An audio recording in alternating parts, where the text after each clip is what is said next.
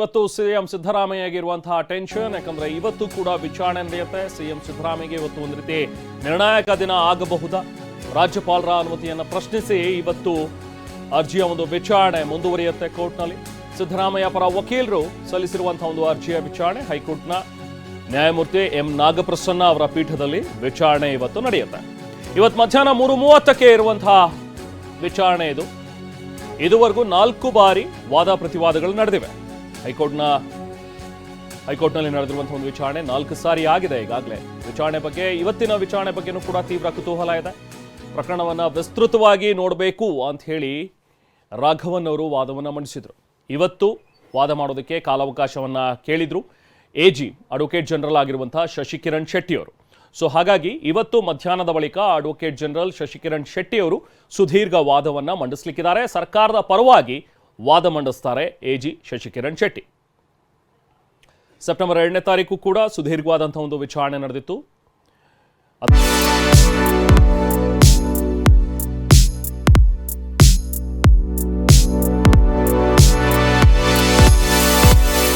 ಅದಾದ ನಂತರ ಸೆಪ್ಟೆಂಬರ್ 9ಕ್ಕೆ ವಿಚಾರಣೆಯನ್ನು ಮುಂದೂಡಿದ್ರು. ಇನ್ನು 12ನೇ ತಾರೀಕಿಗೂ ಕೂಡ ಅಭಿಷೇಕ್ ಮನು ಸಿಂಘ್ವಿ ಅವರು ಸಿಎಂ ಪರವಾಗಿ ವಿಚಾರಣೆಯ ವಾದವನ್ನು ಮಂಡಿಸ್ತಾರೆ ಅನ್ನುವಂಥದ್ರ ಬಗ್ಗೆ ಈಗಾಗಲೇ ಇರುವಂತಹ ಮಾಹಿತಿ. ಸೊ ಇವತ್ತು ಕೂಡ ಹೈಕೋರ್ಟ್ನಲ್ಲಿ ವಿಸ್ತೃತವಾದಂತಹ ಒಂದು ವಾದ ಪ್ರತಿವಾದಗಳು ನಡೆಯುತ್ತವೆ.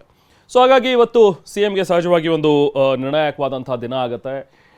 ಈಗಾಗಲೇ ಟೆನ್ಷನ್ ಶುರುವಾಗಿದೆ ಸಿಎಂ ಸಿದ್ದರಾಮಯ್ಯಗಿರುವಂತಹ ಢವಢವ ಇವತ್ತು ಏನಾಗಬಹುದು ಹೈಕೋರ್ಟ್ನಲ್ಲಿ ಅಂಥೇಳಿ.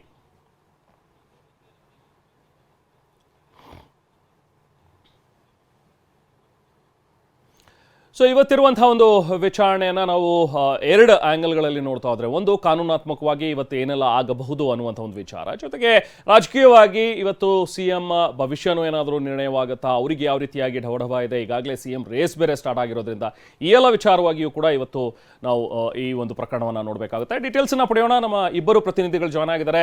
ಸೊ ಇವತ್ತು ಕೋರ್ಟ್ನಲ್ಲಿ ಏನೆಲ್ಲ ನಡೀಬಹುದು ಅನ್ನುವಂಥದ್ರ ಬಗ್ಗೆ ವಿಸ್ತೃತವಾದಂಥ ಮಾಹಿತಿ ನೀಡೋದಕ್ಕೆ ನಮ್ಮ ಜೊತೆಗೆ ರಮೇಶ್ ಜಾಯ್ನ್ ಆಗಿದ್ದಾರೆ. ಜೊತೆಗೆ ಪೊಲಿಟಿಕಲ್ ಆ್ಯಂಗಲ್ ಏನಿರಬಹುದು ಅನ್ನುವಂಥದ್ರ ಬಗ್ಗೆ ಮಾತಾಡೋದಕ್ಕೆ ಪ್ರಮೋದ್ ಕೂಡ ಜಾಯ್ನ್ ಆಗಿದ್ದಾರೆ. ಮಾತಾಡ್ತೋಣ. ರಮೇಶ್, ಇವತ್ತಿನ ಒಂದು ವಿಚಾರಣೆ ಈಗಾಗಲೇ 4 ಬಾರಿ ವಿಚಾರಣೆ ನಡೆದಿದೆ. ಇವತ್ತು ಕೂಡ ಮಹತ್ವದ ಒಂದು ವಿಚಾರಣೆ ಹೈಕೋರ್ಟ್ನಲ್ಲಿ ಆಗುವಂಥದ್ದು. ಪ್ರಮುಖವಾಗಿ ಎಜಿ ಇವತ್ತು ವಾದವನ್ನ ಮಂಡಿಸ್ತಾ ಇರುವಂಥದ್ದು. ಯಾವ ವಿಚಾರವಾಗಿ ತಮ್ಮ ಒಂದು ವಾದವನ್ನ ಅಡ್ವೊಕೇಟ್ ಜನರಲ್ ಅವರು ಶಶಿಕಿರಣ್ ಶೆಟ್ಟಿ ಅವರು ಇವತ್ತು ಮಂಡಿಸಲಿಕ್ಕಿದ್ದಾರೆ? ಸರ್ಕಾರಕ್ಕೆ ಪರವಾಗಿ ಹೇಗಿರುತ್ತೆ ಇವತ್ತಿನ ಒಂದು ವಾದ ಪ್ರತಿವಾದ? ರಮೇಶ್. ರೆಹಮಾನ್, ಸಿಎಂ ಸಿದ್ದರಾಮಯ್ಯ ಈ ಕೇಸ್ನಲ್ಲಿ ಸರ್ಕಾರವನ್ನು ಕೂಡ ಪ್ರತಿವಾದಿಯಾಗಿಸಿದ್ದಾರೆ. ಯಾಕೆಂತಂದರೆ ಈ ಕೇಸಲ್ಲಿ ಸಚಿವ ಸಂಪುಟದ ತೀರ್ಮಾನ ಏನಿದೆ ಅದು ಸರ್ಕಾರದ ತೀರ್ಮಾನ. ಹೀಗಾಗಿ ಸಚಿವ ಸಂಪುಟ ಒಂದು ತೀರ್ಮಾನವನ್ನು ತಗೊಂಡು ರಾಜ್ಯಪಾಲರ ನೋಟಿಸನ್ನು ಹಿಂಪಡೆಯಬೇಕು ಅಂತೇಳಿ ಶಿಫಾರಸು ಮಾಡಿತ್ತು. ಅಂದರೆ ಅದನ್ನು ಫಾಲೋ ಮಾಡಿ ಅಂತೇಳಿ ರಾಜ್ಯಪಾಲರಿಗೆ ಶಿಫಾರಸು ಮಾಡಿತ್ತು. ಆದರೆ ರಾಜ್ಯಪಾಲರು ಆ ಶಿಫಾರಸನ್ನು ಒಪ್ಪಿಲ್ಲ. ಹೀಗಾಗಿ ಜೊತೆಗೆ ಈ ಒಂದು ಸಚಿವ ಸಂಪುಟದ ಶಿಫಾರಸಿಗೆ ಮುಖ್ಯ ಕಾರಣ ಏನಂತಂದರೆ ಸಿಎಂ ಸಿದ್ದರಾಮಯ್ಯ ಅವರು ಮುಖ್ಯ ಕಾರ್ಯದರ್ಶಿಯಿಂದಲೂ ಕೂಡ ಒಂದು ಒಪಿನಿಯನ್ ತಗೊಂಡಿದ್ರು. ಅದೇ ರೀತಿ ಅವರು ಮುಖ್ಯ ಕಾರ್ಯದರ್ಶಿಗೆ ಸೂಚನೆಯನ್ನು ಕೊಟ್ಟಿದ್ರು, ಅಡ್ವೊಕೇಟ್ ಜನರಲ್ ಕೂಡ ಒಂದು ಒಪಿನಿಯನ್ ತಗೊಳ್ಳಿ ಅಂತೇಳಿ. ಅದೇ ರೀತಿ ಅಡ್ವೊಕೇಟ್ ಜನರಲ್ ಅವರು ಸುಮಾರು 91 ಪುಟಗಳ ತಮ್ಮ ಅಭಿಪ್ರಾಯವನ್ನು ಕೊಟ್ಟಿದ್ರು. ಸೊ ಅಭಿಪ್ರಾಯವನ್ನು ಆಧರಿಸಿ ಸಚಿವ ಸಂಪುಟ ಸಭೆ ರಾಜ್ಯಪಾಲರಿಗೆ ಒಂದು ಶಿಫಾರಸು ಮಾಡಿತ್ತು.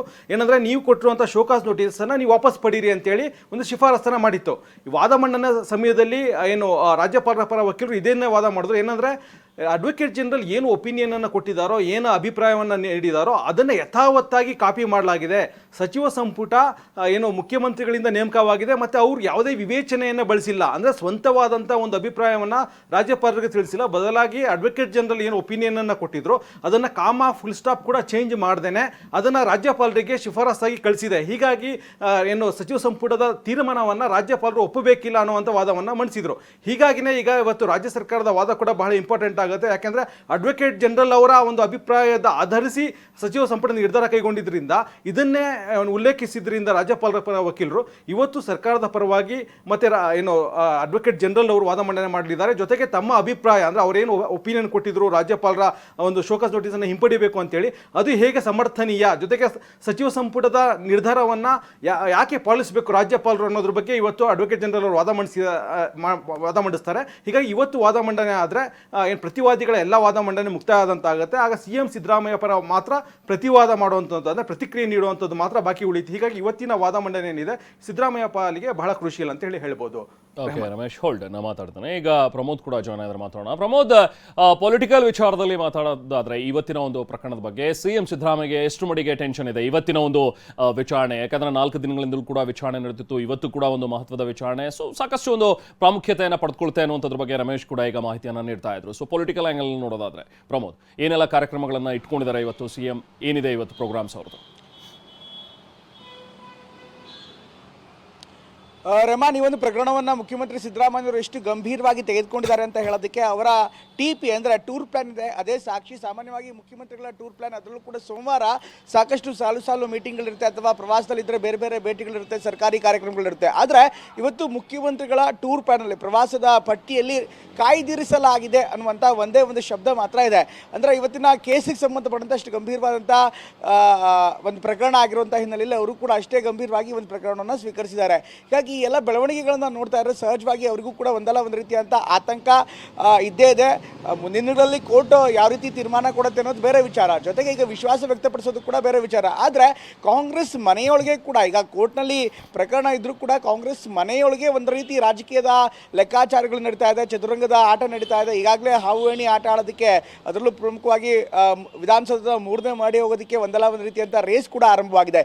ಇದು ಕೂಡ ಮುಖ್ಯಮಂತ್ರಿಗಳಿಗೆ ಗೊತ್ತು. ಆದರೆ ಎಲ್ಲವೂ ಕೂಡ ನಿರ್ಧಾರವಾಗಿರುವಂಥದ್ದು ಅಂದರೆ ಮುಖ್ಯಮಂತ್ರಿಗಳ ಮುಂದಿನ ಭವಿಷ್ಯ, ಜೊತೆಗೆ ಮುಂದೆ ಕಾಂಗ್ರೆಸ್ನ ನಾಯಕತ್ವ, ಇದೆಲ್ಲವೂ ಕೂಡ ನಿರ್ಧಾರವಾಗಿರೋದು ಈ ಒಂದು ಪ್ರಕರಣದಿಂದ. ಹೀಗಾಗಿ ಈ ಪ್ರಕರಣದಲ್ಲಿ ಮುಖ್ಯಮಂತ್ರಿಗಳು ಸ್ವಚ್ಛವಾಗಿ ಹೊರಗಡೆ ಬರೋದಕ್ಕೆ ಅಥವಾ ಈ ಪ್ರಕರಣದಲ್ಲಿ ಅವರ ಸ್ಥಾನಮಾನಕ್ಕೆ, ಅವರ ಘನತೆಗೂ ಕೂಡ ಯಾವುದೇ ರೀತಿಯಂಥ ಚ್ಯುತಿ ಬರ್ತಂತೆ ನೋಡ್ಕೊಳ್ಳೋ ನಿಟ್ಟಿನಲ್ಲಿ ಸಾಕಷ್ಟು ಪ್ರಯತ್ನವನ್ನು ಮುಖ್ಯಮಂತ್ರಿಗಳು ಕೂಡ ಮಾಡ್ತಿದ್ದಾರೆ. ಇದೇ ಒಂದು ಕಾರಣಕ್ಕೋಸ್ಕರ ಅಷ್ಟೊಂದು ಗಂಭೀರವಾಗಿ ಈ ಒಂದು ಪ್ರಕರಣವನ್ನು ಅವರು ಕೂಡ ತೆಗೆದುಕೊಳ್ತಾ ಇದ್ದಾರೆ. ಅಂದರೆ ಬೇರೆ ಎಲ್ಲ ಕಾರ್ಯಕ್ರಮಗಳನ್ನು ರದ್ದುಪಡಿಸಿ ಇಲ್ಲಿ ಪೂರಕವಾದಂಥ ದಾಖಲೆಗಳನ್ನಾದರೂ ಅಥವಾ ಸಂದೇಶವನ್ನು ರವಾನೆ ಮಾಡೋದಿದ್ರು ಕೂಡ ಕೂಡಲೇ ರವಾನೆ ಮಾಡೋದಕ್ಕೆ ಸಾಧ್ಯತೆ ಇರುತ್ತೆ. ಅಷ್ಟರ ಮಟ್ಟಿಗೆ ಮುಖ್ಯಮಂತ್ರಿಗಳು ಕೂಡ ಈ ಒಂದು ಪ್ರಕರಣದಲ್ಲಿ ಇನ್ವಾಲ್ವ್ ಕೂಡ ಆಗಿದ್ದಾರೆ. ಜೊತೆಗೆ ಅವ್ರದ್ದೇ ಆದಂಥ ಒಂದು ಲೀಗಲ್ ಟೀಮ್ ಏನಿದೆ, ತಜ್ಞರು ಏನಿದ್ದಾರೆ, ಅವರ ಸಹಾಯವನ್ನು ಕೂಡ ಈಗಾಗಲೇ ಪಡಿತಾ ಇದ್ದಾರೆ. ಇದು ಒಂದು ಭಾಗ. ರಾಜಕೀಯವಾಗಿ ನೋಡೋದಾದ್ರೆ ಇನ್ನೊಂದು ಕಡೆ ಕಾಂಗ್ರೆಸ್ ಮನೆ ಒಳಗಡೆ ರೆಹಮಾನ್ ಸಾಕಷ್ಟು ರೇಸ್ ಆರಂಭವಾಗಿದೆ. ಈಗಾಗಲೇ ನಾನು ಮುಖ್ಯಮಂತ್ರಿ ಅನ್ನುವಂಥ ಹೇಳಿಕೆಗಳು ಒಂದು ಕಡೆಗೆ ಆದರೆ, ಇನ್ನು ದೂರದ ದೆಹಲಿಗೆ ತೆರಳಿ ಅಲ್ಲಿನ ನಾಯಕರನ್ನ ಭೇಟಿಯಾಗಿ, ಹೈಕಮಾಂಡ್ನ ನಾಯಕರನ್ನ ಭೇಟಿಯಾಗಿ ಒಂದು ರೀತಿಯಂಥ ತೆರೆಮರೆಯ ಮಾತುಕತೆಗಳು ಕೂಡ ಜೋರಾಗ್ತಾ ಇದೆ. ನಮಗೆ ಸಿಗ್ತಾ ಇರುವಂಥ ಮಾಹಿತಿಯ ಪ್ರಕಾರ ನಾಳೆ ಕೂಡ ಕೆಲವೊಂದಿಷ್ಟು ಹಿರಿಯ ನಾಯಕರು ದೆಹಲಿಗೆ ಹೋಗ್ತಾ ಇದ್ದಾರೆ. ಹೀಗಾಗಿ ಕಾಂಗ್ರೆಸ್ ಮನೆ ಒಳಗೆ ಈ ಪ್ರಕರಣ ಇದೆ, ಸಾಕಷ್ಟು ಪಲ್ಲಟಗಳಿಗೆ ಕಾರಣ ಮಾತ್ರ ಕೂಡ ಅಚ್ಚರಿ ಏನಿಲ್ಲ. Rahman. Okay, thank you Pramod.